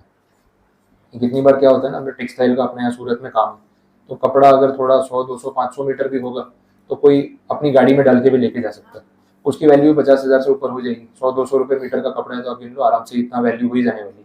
अब इतने के लिए उसको ई वे बिल निकालना जरूरी नहीं है, एक मार्केट से दूसरी मार्केट सामान लेके जा रहा है और थोड़ी सी क्वांटिटी, तो बोला उसमें फिर हम एग्जेम्प्ट कर रहे हैं, लेकिन इस वैल्यू से ऊपर होगा और डिस्टेंस ज़्यादा होगा तो फिर आपको ई वे बिल जनरेट करना पड़ेगा, ये मैंडेटरी है वैसे। बाकी चीज़ें देख लेते हैं यहाँ पे। ये जो ई वे बिल जनरेट होता है ना, इसकी टाइम बाउंड वैलिडिटी है, ये एक्सपायर हो जाएगा एक पॉइंट के बाद, वैसा बता दिया। तो वो क्या कैलकुलेशन है वो समझना है। इन्होंने ऐसा बोला कि अगर आप ई वे बिल जनरेट कर रहे हो तो इसमें ना सोर्स और डेस्टिनेशन लोकेशन डाली जाती है कि इस लोकेशन से, इस पिन कोड से गुड्स इस पिन कोड तक जा रहे हैं, तो वो अपने आप उनका सिस्टम कैलकुलेट कर लेता है कि भाई हाँ इतने किलोमीटर का डिस्टेंस मैप के हिसाब से है, वो इंटीग्रेटेड पता चल जाता है। तो आप कितने डिस्टेंस तक गुड्स लेके जा रहे हो उस हिसाब से आपके ई वे बिल की वैलिडिटी डिसाइड होती है। पर 200 किलोमीटर एक दिन के लिए ई वे बिल वैलिड होता है, ये कंडीशन। पर 200 किलोमीटर एक दिन के लिए वैलिड होगा, तो इतना डिस्टेंस तो कोई भी ट्रक एक दिन में कवर कर ही लेगा। 200 किलोमीटर 24 आवर्स में तो कवर हो ही जाएगा, तो उन्होंने वैसे रखा है। तो अगर आपका डेस्टिनेशन जो है 900 किलोमीटर दूर है, तो ई वे बिल जो अभी जनरेट कर रहे हो कितने दिन तक वैलिड होगा? 4 डेज या 5 डेज? 5 डेज ना, क्योंकि 200 के मल्टीपल में काउंट करना है तो 800 किलोमीटर तो 4 दिन में हो गए, ऊपर का 100 किलोमीटर भी तो है, तो पार्ट ऑफ 200 किलोमीटर के लिए पूरे दिन की वैलिडिटी होगी। तो इन शॉर्ट अभी अगर डिस्पैचिंग कर रहे हो, गुड्स लेके जा रहा है ट्रांसपोर्ट वाला, ई वे बिल बना के दिया, 5 दिन में वो गुड्स पहुंच जाने चाहिए। तो कोई लूपहोल नहीं छोड़ा है कि भाई ठीक है 200 किलोमीटर तो कोई भी ट्रक ट्रैवल कर ही लेगा, तो टाइम टू टाइम गुड्स पहुंच रहे हैं ना, हमको ट्रैक करना हो तो हम ट्रैक कर सकते हैं वैसा। तो ये कंडीशन यहाँ पे रहनी क्लियर हुआ। इसकी लैंग्वेज पढ़, 200 किलोमीटर वाला जो पॉइंट बोला है ना, उसमें बोल रहे हैं 1 day, validity period is 1 day in case other than over dimensional cargo or multi modal shipment in which at least 1 leg involves transport by ship. ये दो नए टर्म्स आ गए। पहला बोल दिया over dimensional cargo. Over dimensional cargo उन trucks को या उस कार्गो सेक्शन को बोला जाता है जहाँ पे जो गुड्स कैरी कर रहे हैं ना, उसकी लेंथ और उसका साइज जो व्हीकल है उससे ज्यादा है। आपने हाईवेज पे बहुत बार देखा होगा कि वो विंड मिल के पार्ट्स होते हैं ना, तो उसका फैन होता है वो लेके जा रहे हैं, या फिर कोई और कोई ऐसा सामान है जो एरोप्लेन का कुछ पार्ट हो सकता है, तो जो ट्रक होती है ना उससे ज्यादा साइज का तो विंग या वो पार्ट उसके ऊपर रखा होता है, और वो ट्रक के व्हील्स देखे होंगे आपने, वो काफी लंबा ट्रेलर जैसा होता है, तो उसमें 50-60 व्हील्स होते हैं, इतना बड़ा ट्रेलर होता है, क्योंकि उतना पार्ट कैरी करने के लिए नॉर्मल ट्रक नहीं चलेगा। तो इतना लंबा ट्रक होने के बाद भी वो पार्ट जो है ना वो ट्रक से बाहर जा रहा है, वैसा है, तो उसको बोलते हैं ओवर डायमेंशनल कार्गो। तो जो व्हीकल है उससे ज्यादा साइज का अगर उसके ऊपर कुछ सामान रखा हुआ है, वो ट्रक की स्पीड कितनी होती है आपने देख ही लिया होगा, बहुत स्लो चल रहे होते हैं, एकदम साइड लेन में चल रहे हैं, आराम से चल रहे हैं, 20-30-40 की स्पीड से ऊपर वो जा ही नहीं पाते, तो जो सामान कैरी कर रहे हैं उसमें स्पीड वो इतनी नहीं बढ़ा सकते। तो ऐसे सामान को लेके जाने में नॉर्मल ट्रक के कंपेरिजन में टाइम ज्यादा लगने वाला है, तो वहां पे जो ई वे बिल की वैलिडिटी है उसको बढ़ाना पड़ेगा। तो जो 200 किलोमीटर की लिमिट थी ना, वो 200 को उन्होंने वहां पे 20 कर दिया, तो पर 20 किलोमीटर एक दिन के लिए ई वे बिल वैलिड रहेगा, वैसे बोल दिया। तो इसमें आप आराम से लेके जाओ, मतलब 24 घंटे में आपको 20 किलोमीटर मिनिमम कवर करना है, उससे ज्यादा नहीं, इतना आपको एक्स्ट्रा टाइम उन्होंने वहां पे प्रोवाइड कर दिया, तो इसको क्या बोलेंगे, this is over dimensional cargo. दूसरा बोल रहे हैं मल्टी मॉडल शिपमेंट। एक पर्टिकुलर गुड्स को डेस्टिनेशन तक पहुंचाने के लिए जरूरी नहीं कि एक ही व्हीकल यूज हो रहा हो सकता है कि वे पहले गुड्स ट्रक से जा रहे हैं, फिर किसी पॉइंट पे ट्रेन में लोड कर देंगे, फिर किसी पॉइंट पे शिप में लोड कर देंगे, तो उसको क्या बोलेंगे, मल्टी मॉडल ट्रांसपोर्ट। एक से ज्यादा मोड्स ऑफ ट्रांसपोर्टेशन जो है वो यूज होने वाले हैं, और उसमें से एक मोड शिप वाला है, ये स्पेसिफिक बोला, तो उस केस में भी ई वे बिल की वैलिडिटी कितनी हो जाएगी, 20 किलोमीटर पर डे। ठीक, तो ये पूरा टेबल मैंने इसमें कवर कर लिया 200 और 20 वाले केस में। ई वे बिल की वैलिडिटी को अगर एक्सटेंड करने की जरूरत पड़े, कुछ रीजन से अगर देर हो गई और गुड्स नहीं पहुंच पाए, बहुत बार ऐसा होता है हाईवे पे, कितनी बार एक्सीडेंट हो गया, रोड ब्लॉक हो गया, ये लैंडस्लाइड हो गई, ऐसा कुछ इशू आ गया, तो आप वैलिडिटी एक्सटेंड कर सकते हो, तो उसका भी प्रोविजन वहां पे नीचे दे रखा है।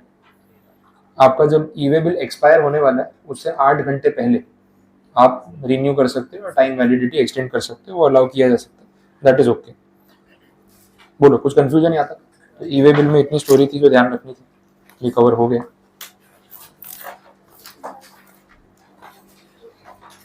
नेक्स्ट जो टॉपिक है that is assessment, page number 137।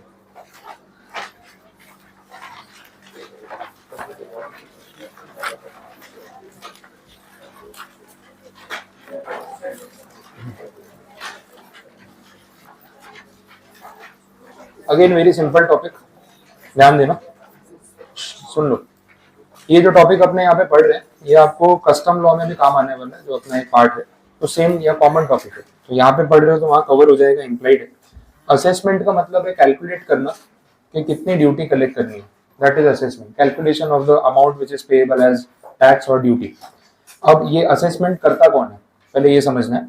अपने इंडियन टैक्सेशन सिस्टम में ये कन्वीनियंस के लिए रखा हुआ है कि आप अपनी टैक्स लायबिलिटी खुद गिन लो, कोई और नहीं गिनने वाला है। आपको पहला मौका मिलता है कि आप ठीक से कैलकुलेट करके अपना जीएसटी, अपनी कस्टम ड्यूटी, अपना इनकम टैक्स खुद पे करो, डिपार्टमेंट कैलकुलेट करने नहीं आता है, दिस इज अ प्रिविलेज। तो अगर आप ऑनेस्टी से अपना टैक्स पे करना चाहते हो तो आपको कोई परेशान नहीं कर रहा है कि उनसे जाके कैलकुलेट कराओ, आप खुद कैलकुलेट कर लो और पे कर दो, तो this is called self assessment, खुद से असेसमेंट करके अपना टैक्स पे करना। अच्छा, जो भी आपने सेल्फ असेसमेंट किया या रिटर्न फाइल किया, उसको वेरीफाई किया जाएगा या नहीं? वेरीफाई तो करेंगे। अच्छा, वेरिफिकेशन पे अगर कुछ डिस्क्रिपेंसी, कुछ प्रॉब्लम आती है तो वो आपको इंटीमेशन देंगे कि भाई हमारे हिसाब से तो इतना टैक्स आपको पे करना चाहिए था और आपने अमाउंट कुछ अलग पे किया हुआ है, डिफरेंस आ रहा है, तो इसको रेक्टिफाई करके जो डेफिशिएंसी वो पे ऑफ करो और खत्म करो।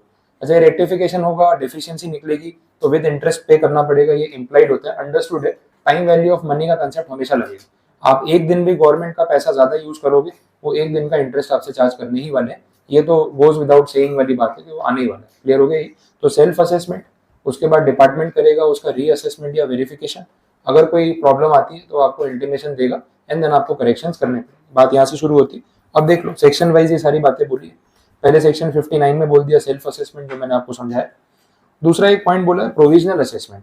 प्रोविजनल वर्ड का मतलब ही होता है टेम्पररी। कहीं पे भी वर्ड आ रहा है provisional, it means temporary for the time being and it is not permanent. तो अगर ऐसी कोई सिचुएशन है कि आप अभी फाइनलाइज नहीं कर पा रहे कि आपके गुड्स कौन सी कैटेगरी में टेरिफ में कवर होते हैं, कितना रेट ऑफ जीएसटी लगता है, ये सब में कंफ्यूजन हो रहा है, बट ड्यूटी तो पे करनी है, कितना टाइम लगाएंगे, तो डिपार्टमेंट आपको एक ऑप्शन देता है कि आप प्रोविजनल या टेम्परेरीली असेसमेंट करवा के कुछ लमसम टैक्स पे करके गुड्स को पास ऑन कर दो। फिर इसकी इंक्वायरी, इन्वेस्टिगेशन कर लेंगे, फाइनलाइज कर लेंगे कि एग्जैक्टली कितना टैक्स इसके ऊपर लगता है। जो डिफरेंस का अमाउंट पे करने का आएगा फाइनल असेसमेंट के टाइम पे आप पे कर देना। तो प्रोविजनल का मतलब दिस इज टेम्पररी और इनिशियल स्टेज पे ये कर रहे हैं बिकॉज क्लैरिटी नहीं है, कुछ डेटा अवेलेबल नहीं है, गुड्स का सैंपल टेस्टिंग कराना है, लैब रिपोर्ट के बाद ही पता चलेगा कि गुड्स कौन सी कैटेगरी में क्लासीफाई होता है, तब तक के लिए आपका ट्रांजेक्शन ना रुके, इसके लिए प्रोविजनल असेसमेंट करके एक बार गुड्स को आप क्लियर कर सकते हैं। ये कस्टम्स में भी होता है और जीएसटी में भी है। क्लियर? तो जहाँ प्रोविजनल असेसमेंट आएगा ना, वहाँ फाइनल असेसमेंट होने ही वाला है इन फ्यूचर, ये इम्प्लाइड है। इसमें कुछ टाइम लिमिट भी दे रखी है, फाइनल असेसमेंट कितने दिन में हो जाना चाहिए। तो नॉर्मल टाइम लिमिट है 6 मंथ्स। अच्छा, इसको एक्सटेंड भी कर सकते हैं, एक्सटेंशन के साथ प्लस 6 मंथ्स, तो टोटल 12 मंथ्स हो गए। अगर असेसमेंट में पता चला कि आपने ज्यादा जीएसटी भर दिया है, ऐसा भी तो हो सकता है कभी, तो फिर क्या होगा, बाकी के पैसे वापस मिलेंगे या नहीं? मिलेंगे, तो रिफंड आ जाता है। डेफिशिएंसी होगी तो आपको और पैसे देने पड़ेंगे विद इंटरेस्ट। यही अगर आपने एक्सेस पे कर दिया होगा तो रिफंड मिल जाएगा, उसमें भी इंटरेस्ट का पोर्शन होता है, लेकिन वो सेक्शन में आएंगे तब बात करेंगे, अभी उसकी जरूरत नहीं। Next, section number 61, scrutiny of returns. Scrutiny word कभी सुना है आपने? क्या मीनिंग है उसका? चेकिंग करना या वेरीफाई करना। स्क्रूटिनाइज करना मीन्स टू वेरीफाई और चेक, दैट इज स्क्रूटिनी। तो जो रिटर्न्स आप फाइल करते हो, डिपार्टमेंट उसको स्क्रूटिनाइज करता है। अगर सब कुछ ओके है तो नोटिफिकेशन आ जाता है कि भाई अप्रूव कर दिया। कुछ डिस्क्रिपेंसी होगी तो आपको नोटिफाई करेंगे, उसके लिए ये पॉइंट।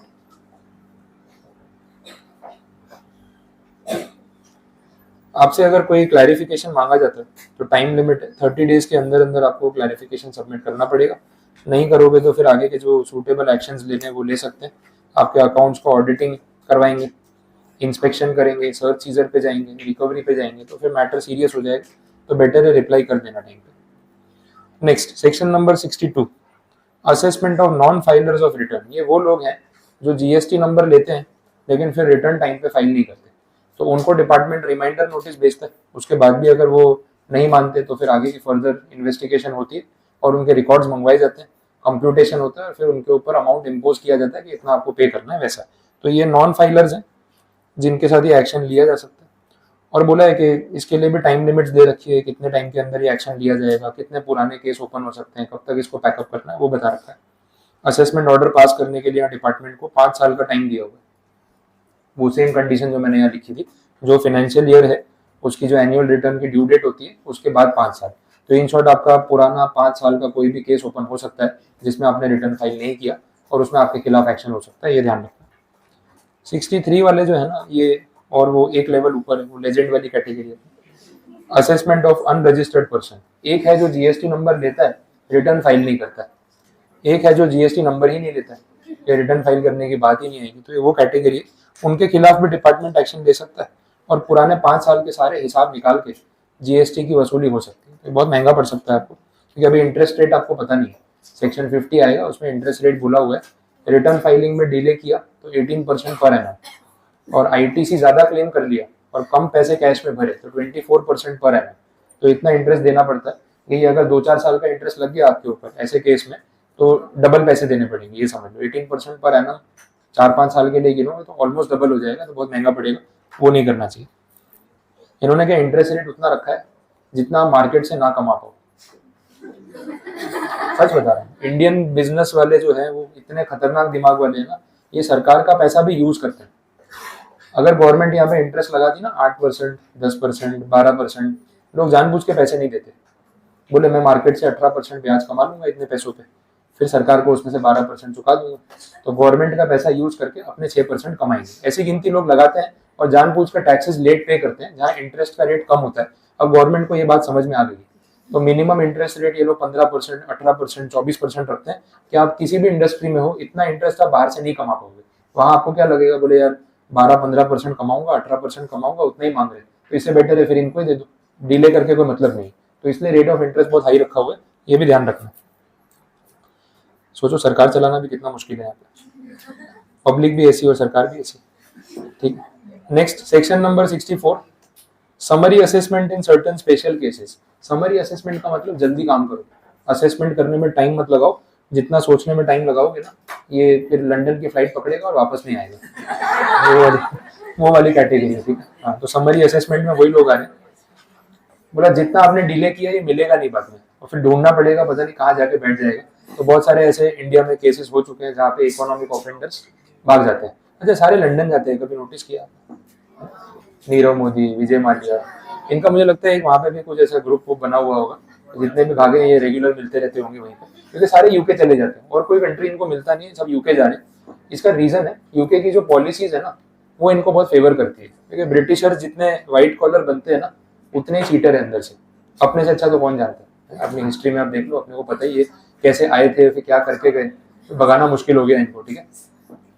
तो ये अभी भी वैसे ही कर रहे हैं। अब इन लोगों ने अपनी जो पॉलिसीज बना रखी है उसमें ये है कि अगर आपको यूके की सिटीजनशिप चाहिए, आप पूरे वर्ल्ड में जो भी कर्म कांड करके आए हो हमें कोई मतलब नहीं, कुछ पैसे यहाँ पे इन्वेस्ट करो, प्रॉपर्टी में इन्वेस्ट करो, गवर्नमेंट को पैसा दो, यहाँ की सिटीजनशिप बड़ी इजीली ले लो, फिर आराम से रहो, फिर आपको कोई परेशान नहीं करेगा। अब एक बार आप दूसरे कंट्री चले गए, वहाँ की सिटीजनशिप ले ली, फिर इंटरनेशनल रूल्स बीच में आ जाते हैं।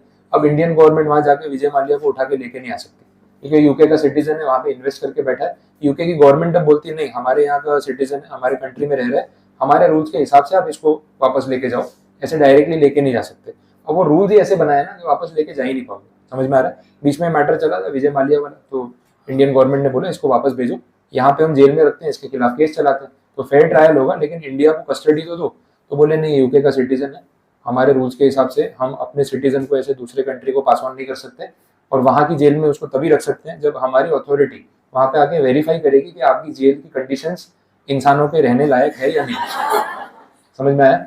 अब इंडियन जेल की कंडीशन इंसानों के रहने लायक है या नहीं वो अपने को सबको पता है, वो भी वो इंसान जो यूके के हैं, तो उनके लिए इंडियन जेल तो मतलब समझ लो क्या सिचुएशन है। उन्होंने मना कर दिया, बोले नहीं आपकी इंडियन जेल की कंडीशन जो है ह्यूमन लोगों के लिए रहने लायक नहीं, जो रहते हैं वो कैसे रहते हैं वो आपको पता है, लेकिन हमारा सिटीजन वहां नहीं रह सकता, तो नहीं भेजेंगे।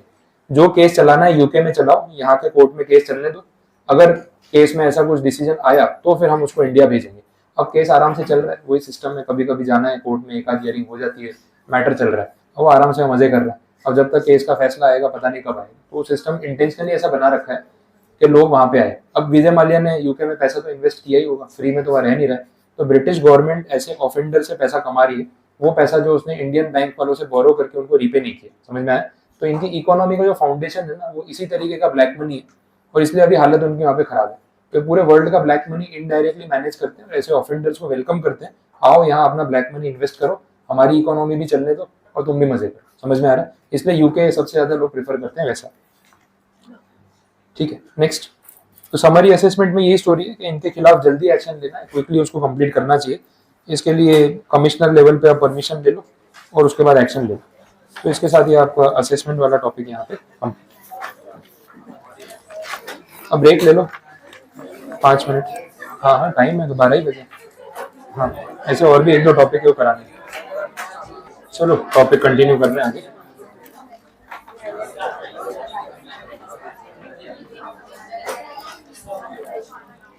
पेज नंबर 139 पे आ जाओ। ऑडिटिंग,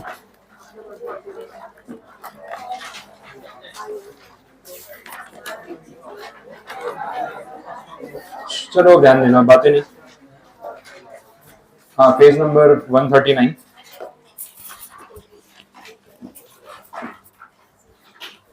देखो ऑडिटिंग वाले प्रोसीजर्स में अभी प्रैक्टिकली ये बहुत सिंप्लीफाई हो गया एज कम्पेयर टू जो पहले था। तो मैं आपको दोनों चीजें समझा देता हूँ क्या बोला है यहाँ पे। जीएसटी लॉज में जो ये सेक्शंस यहाँ पे हम पढ़ रहे हैं, पास्ट में सिचुएशन बिफोर कोविड 2021 के पहले सिचुएशन ये थी कि आपको जीएसटी ऑडिट भी करवाना पड़ता था, एंड इसमें टर्नओवर की लिमिट थी। तो अगर आपका फाइनेंशियल ईयर में टर्नओवर 2 करोड़ रुपए से ज्यादा है, इनकम टैक्स वाला ऑडिट अलग होता है जो आपने सुना होगा कि चार्टर्ड अकाउंटेंट से ऑडिटिंग करवाना है, that is for income tax act. वैसे ही जीएसटी ऑडिट अलग से होता था। अच्छा, इनकम टैक्स में ऑडिटिंग की जो परमिशन है वो सिर्फ प्रैक्टिसिंग चार्टर्ड अकाउंटेंट्स को होती, जीएसटी ऑडिट की परमिशन प्रैक्टिसिंग कॉस्ट अकाउंटेंट्स को भी थी। तो सीए और सीए में दोनों को यहाँ पे परमिशन दी हुई थी, वैसा बोला है। बट कोविड के टाइम पे आपको पता है कि लीगल मैनेजमेंट में कितनी प्रॉब्लम आ गई थी, काफ़ी सारी चीज़ें पॉसिबल नहीं थी प्रैक्टिकली इम्प्लीमेंट करना, और चार्टर्ड अकाउंटेंट्स के लिए, ऑडिटर्स के लिए बड़ा ट्रबल हो गया था, बिकॉज आपको पता है हर चीज़ ऑनलाइन है, कहीं आना जाना पॉसिबल नहीं है, रिस्ट्रिक्शंस काफ़ी सारे हैं। तो उसी टाइम लिमिट के अंदर सारा काम खत्म कर पाना प्रैक्टिकली डिफिकल्ट था। गवर्नमेंट के पास बहुत सारे सजेशंस जाते हैं फॉर्मल अथॉरिटीज से, ICAI है, बाकी फेडरेशन है, CA अथॉरिटी, CS अथॉरिटी, और सब सजेशंस भेजते रहते हैं कि प्रैक्टिकली हमें ये प्रॉब्लम आ रही है और आप इसका सोल्यूशन करो। मिनिस्ट्री उसके ऊपर एक्शन लेती है। तो उन्होंने फिर बजट में ये अनाउंस कर दिया कि अब हम जीएसटी ऑडिट को हटा रहे हैं, अब जीएसटी ऑडिट करवाना मैंडेटरी नहीं, ऑप्शनल कर दिया, ठीक है। ये चीज़ यहाँ पे बोल दी। अब इसके बदले सिस्टम क्या लेके आ गए, सेल्फ सर्टिफिकेशन या सेल्फ डिक्लेरेशन वाला, बोल दिया कि जो भी असेसी है वो खुद ही सेल्फ डिक्लेरेशन कर दे, वे उसने अकाउंट्स वेरीफाई कर लिए एंड ऑल। किसी चार्टर्ड अकाउंटेंट से आपको या कॉस्ट अकाउंटेंट से ऑडिटिंग करवाना नेसेसरी नहीं है। इससे काफ़ी फर्क पड़ जाता है, बिकॉज ऑडिटिंग करवाना एज अ टास्क, उसमें आपका टाइम और एफर्ट जाने वाला है, दिन वेस्ट होंगे, और जो ऑडिटर है उसको भी इतने सारे रिकॉर्ड्स, इतने सारे क्लाइंट्स के चेक करने हैं, तो उसके लिए भी टाइम कंज्यूमिंग है। प्रॉब्लम ये आती है कि डेडलाइन आती है और टाइम काम खत्म नहीं हो पाता, फिर डेडलाइन को एक्सटेंड करते रहो, प्रोसीजर स्लो होता जाता है, इसलिए इन्होंने जीएसटी ऑडिट को हटा दिया। तो प्रैक्टिकली अब हमें कोई जीएसटी ऑडिट करना नहीं है या करवाना नहीं है, ये आपको ध्यान रखना। दूसरी चीज, जो फॉर्म फाइलिंग वाला पार्ट होता है जीएसटी में, जितने भी अपने रिटर्न्स फाइल करते हैं उसका फॉर्म नंबर होता है, GSTR 1, GSTR 2, GSTR 3, 3B वैसे होता है। यहाँ पे दो फॉर्म नंबर आपको दिखेंगे, एक है GSTR 9। ये GSTR 9 जो है ये एनुअल रिटर्न वाला फॉर्म है अपना, जो अभी लास्ट टॉपिक में अपने बात कर भी रहे थे, 31 दिसंबर वाला जो मैंने बोला, साल एंड पे एक एनुअल रिटर्न फाइल करना होता है, तो that is GSTR 9। Form number याद रखना पड़ेगा। इसके साथ एक और फॉर्म होता है GSTR 9C, ये रिकंसिलिएशन का फॉर्म है, रिकंसिलिएशन होता है। क्या हो रहा है वो भी समझ लो। रिटर्न फाइलिंग का सिस्टम नॉर्मल केस में कुछ ऐसा है कि हर एक असेसी को एवरी मंथ 2 रिटर्न फाइल करने होते हैं प्रैक्टिकली, एक GSTR 1, एक GSTR 3B। उसमें इनवर्ड परचेजेस, आउटवर्ड सेल्स और टैक्स के पेमेंट का हिसाब देना होता है। तो आप देख लो एवरी मंथ कितने रिटर्न फाइल हो रहे हैं, 2, ऐसे पूरे साल के कितने हो गए, 24 रिटर्न हो गए, और साल के एंड में ये आता है फिर एनुअल रिटर्न, तो टोटल 25 रिटर्न फाइल करने होते हैं। समझ में आ रहा है? अब ये जो हर महीने आपने 2-2 रिटर्न फाइल किए, इनवर्ड आउटवर्ड सब ट्रांजेक्शंस के, इन्हीं का तो टोटल होता है इसके अंदर। एनुअल रिटर्न में क्या अलग होगा, 12 महीने में जो इंडिविजुअली फाइल किया वही कंबाइंड आपको यहाँ पे देखने को मिलेगा। तो इस चीज को ना रिकंसाइल करना होता है। रिकंसिलिएशन का मतलब टैली करना, और तो कुछ है नहीं। आपने पढ़ा ना BRS, बैंक रिकंसिलिएशन स्टेटमेंट। तो रिकंसिलिएशन में क्या करते हो, कैश बुक और पासबुक के बैलेंस को टैली करते हो, वही होता है। तो वही चीज यहाँ पे भी होगी। तो जो मंथली रिटर्न है और जो आपका एनुअल रिटर्न है, उसके डेटा को रिकंसाइल करके एक रिटर्न फाइल करना होता है, एक स्टेटमेंट फाइल करना होता है कि हमने वेरिफिकेशन कर लिया और टैली हो रहा है, और अगर कोई डिफरेंस आ रहा है तो उसका रीजन क्या है वो रिपोर्ट करना है। तो ये रिकंसिलिएशन स्टेटमेंट कौन से फॉर्म में फाइल होता है, GSTR 9C, और एनुअल रिटर्न कौन से फॉर्म में फाइल होता है, GSTR 9। ये समझ आ गया। अब पॉइंट ये है कि ये जो रिकंसिलिएशन स्टेटमेंट फाइल होता था, ये पहले आपको CA से ऑडिट करवा के उसके बाद सबमिट करना होता था। अब इसको चेंज कर दिया, तो बोला रिकंसिलिएशन तो करना ही है, लेकिन चार्टर्ड अकाउंटेंट या कॉस्ट अकाउंटेंट से करवाना जरूरी नहीं है। जो असेसी है, जो बिजनेस पर्सन है, वो खुद ही रिकंसाइल करके सेल्फ डिक्लेरेशन, जैसे आजकल डॉक्यूमेंट्स पे अपने करते सेल्फ अटेस्टेशन, खुद ही साइन कर दिया, तो वो आप सेल्फ डिक्लेरेशन के थ्रू भी ये रिटर्न फाइल कर सकते हो या रिकंसिलिएशन स्टेटमेंट फाइल कर सकते हो। अब इनकी जरूरत इसमें नहीं। तो जीएसटी ऑडिट को अब हटा दिया, वो 21 वाले ईयर से चेंज हो गए, और ये दोनों चीजों में self declaration is okay, chartered accountant की रिपोर्ट की जरूरत नहीं। तो कंप्लायंसेस आपके लिए कम कर दिए, इजी हो गया। आया समझ में? तो ये बेसिक स्टोरी है। अब ये जितना आपको पेज नंबर 139 पे बोला है ना, उसका आउटकम यही निकलेगा। इसमें अब थियरी में आपको कोई प्रॉब्लम नहीं आएगी। हाँ, इसमें पुरानी हिस्ट्री है, तो आप पढ़ना स्टार्ट करोगे ना, तो बिफोर 21 क्या था वो भी लिखा है, और अब क्या है वो भी लिखा है। एग्जाम में हमें अब क्या इससे मतलब है, पुरानी हिस्ट्री कहीं पे कोट नहीं करने, सिर्फ नॉलेज के लिए रखते, तो वो कंटेंट और कट शॉर्ट हो जाएगा। ये टॉपिक 1 या 2 पैराग्राफ में कवर हो जाए उतना ही, उससे ज्यादा डिटेल में नहीं। अच्छा, इसके बाद सेक्शन नंबर 65 और 66 दे रखा है। यहाँ कुछ ऑडिटिंग की बात हो रही है। अब ये क्या पॉइंट है वो समझ लो। नॉर्मल केस में तो हमें ऑडिट करवाना नहीं होता, लेकिन स्पेशल सर्कमस्टांसेस में ऑडिटिंग की जरूरत पड़ सकती है। वो क्या चीजें देखते हैं। 65 वाले सेक्शन में क्या बोला, the commissioner or any other officer authorised by him at the place of business or taxable person may undertake the audit of business transaction after giving proper advance intimation of 15 days। ये regular annual audit की बात नहीं हो रही। Department को अगर लगता है कि आप जो रिकॉर्ड्स प्रेजेंट कर रहे हो वो उनको सही नहीं लग रहे, उनको वेरीफाई करना है, ऐसी कोई सिचुएशन है, तो उस केस में वो क्या कर सकते हैं, ऑडिट कंडक्ट कर सकते हैं आपके यहाँ आके। अब सडनली आ जाएंगे एज अ रेड कि भाई इमीडिएटली आ गए, अब बुक्स ऑफ अकाउंट्स बताओ, हमें ऑडिटिंग करना है, जीएसटी रिकॉर्ड चेक करने हैं, वो इम्प्रैक्टिकल है। उसका रीजन ये है, कोई भी business person day to day अपने अकाउंट्स टैली करके घर नहीं जाता शाम को। कुछ दिन का टाइम होगा, 15-20 दिन, महीने में एक बार रिकॉर्ड्स टैली होते होंगे, क्वार्टरली हिसाब कंप्लीट होता होगा। तो एनी डे अगर आप डिपार्टमेंट की तरफ से आ गए और बोले लो अभी रिकॉर्ड्स दिखाओ, ऑडिटिंग करना है, तो टाइम आपका ही वेस्ट होगा। असेसी बोलेगा बैठो मैं रिकॉर्ड्स रेडी करता हूँ, अब 1 दिन लगेगा, 2 दिन लगेगा, आते रहो, जैसे रेडी होगा मैं प्रोवाइड करता जाऊंगा। वो मिसमैनेजमेंट होने वाला है। तो यहाँ पे इन्होंने ऐसा बोल दिया कि हम अगर आपके यहाँ पे रिकॉर्ड्स चेक करने आएंगे तो 15 डेज का आपको एडवांस नोटिस देंगे कि अगले 15 दिन में हम आने वाले हैं, तो आप रिकॉर्ड्स रेडी रखना, आने के बाद हमारा टाइम वेस्ट नहीं होना चाहिए। तो this is not a surprise rate या विजिट, वो आपको इंटीमेशन देके उसके बाद ही आएंगे, तो वो टेंशन यहाँ पे नहीं है। प्रिपरेशन करने का टाइम आपको पूरा मिलेगा। Clear point. तो सेक्शन 65 में ये बेसिक स्टोरी। अच्छा, यहाँ पे ऑडिटिंग करने कौन आ रहा है? डिपार्टमेंट के ऑफिसर्स खुद आ रहे हैं। आपको कोई एडिशनल या कोई आउटसाइड चार्टर्ड अकाउंटेंट को हायर नहीं करना है, वो लोग खुद ही आकर रिकॉर्ड चेक करेंगे, आपको उनको रिकॉर्ड्स प्रोवाइड करने हैं और उनके साथ कोऑपरेट करना है, बेसिक चीज है। अच्छा, ये ऑडिट कितने टाइम में कंप्लीट करना है? तो बोला 3 मंथ्स के अंदर ऑडिटिंग कंप्लीट हो जाना चाहिए। तो फिर डिपार्टमेंट वाले भी काम स्लो कर रहे हैं, उनके ऊपर भी एक डेडलाइन होनी चाहिए और इस टाइम लिमिट को अपने एक्सटेंड भी कर सकते हैं। एक्सटेंशन की ड्यूरेशन है +6 मंथ्स, तो नॉर्मल टाइम लिमिट है 6 मंथ्स, एक्सटेंशन और 6 महीने के लिए हो सकता है वैसा, तो 3+6 है, वो ध्यान रखना, 9 हो जाएगा टोटल। तो कमिश्नर के पास परमिशन होती है कि वो एक्सटेंशन दे सकते हैं।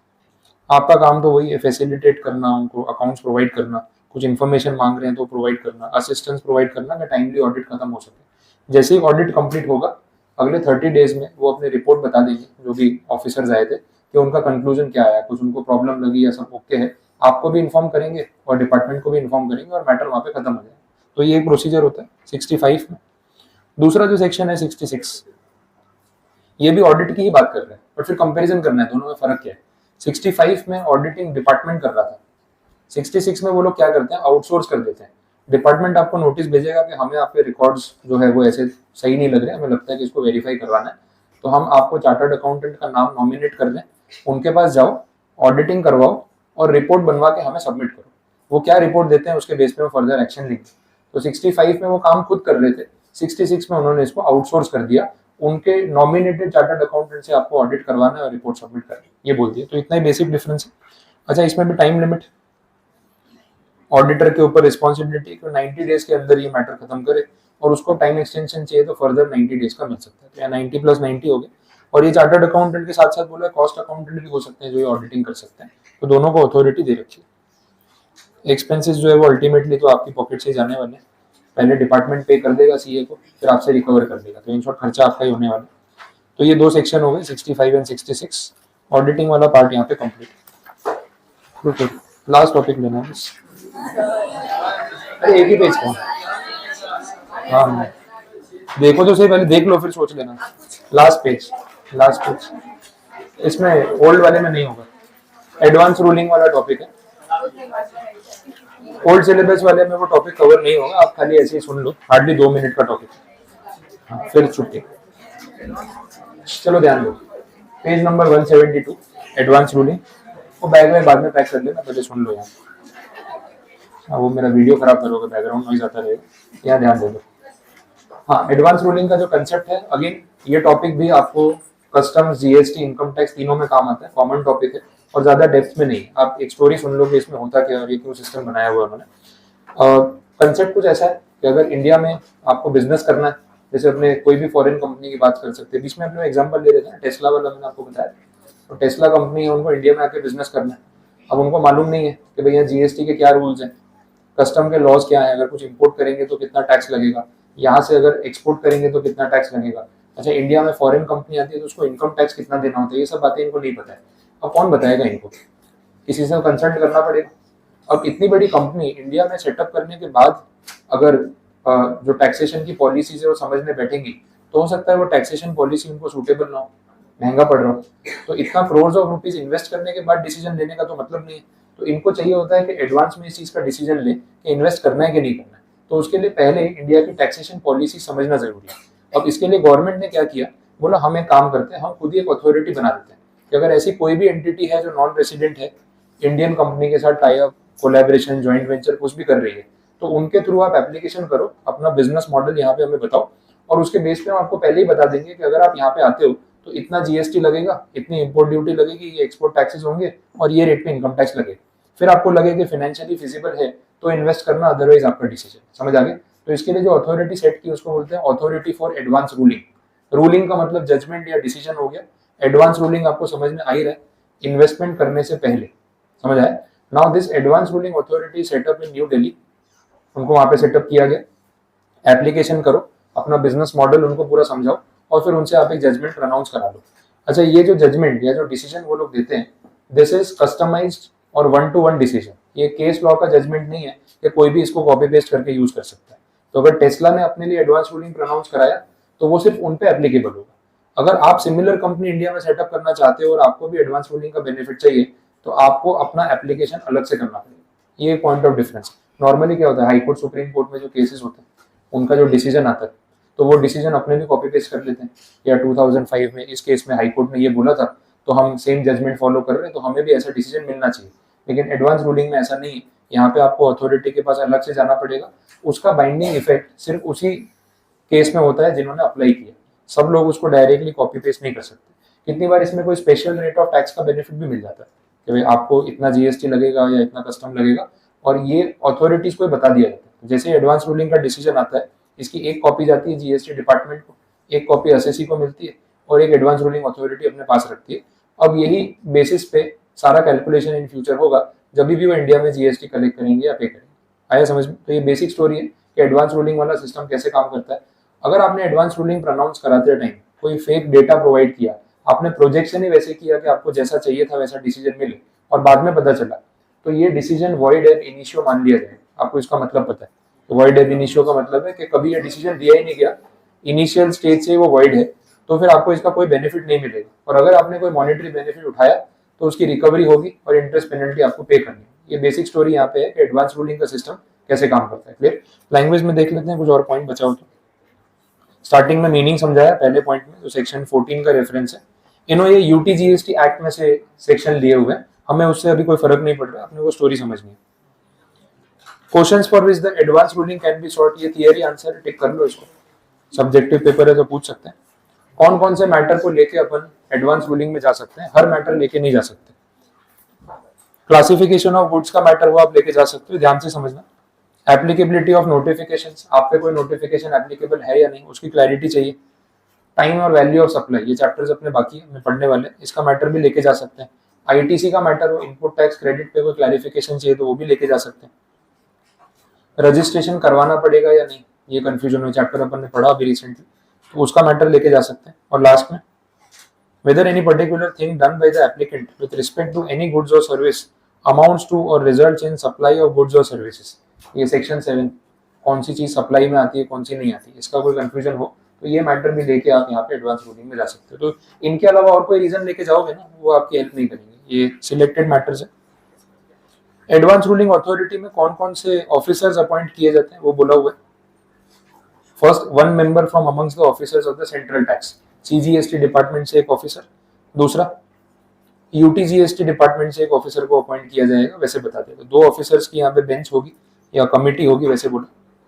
और लास्ट में, constitution of the appellate authority for advance ruling, अगर एडवांस रूलिंग अथॉरिटी के पास आप गए, उन्होंने डिसीजन दिया and you are not satisfied, तो बोले ये लीगली ठीक नहीं, तो कंप्लेंट का कुछ मैकेनिज्म होना चाहिए। तो कंप्लेंट का मैकेनिज्म यहाँ पे बोला अपेलेट अथॉरिटी के फॉर्म में, उनकी डिटेल्स भी समझ लो इसमें कौन है। अपेलेट अथॉरिटी में है chief commissioner of CGST and commissioner of UTGST having the jurisdiction, तो ये 2 लोगों की कमिटी है जिनको आप अपील कर सकते हैं। एडवांस रूलिंग में इतना ही बोला, बस काफी है।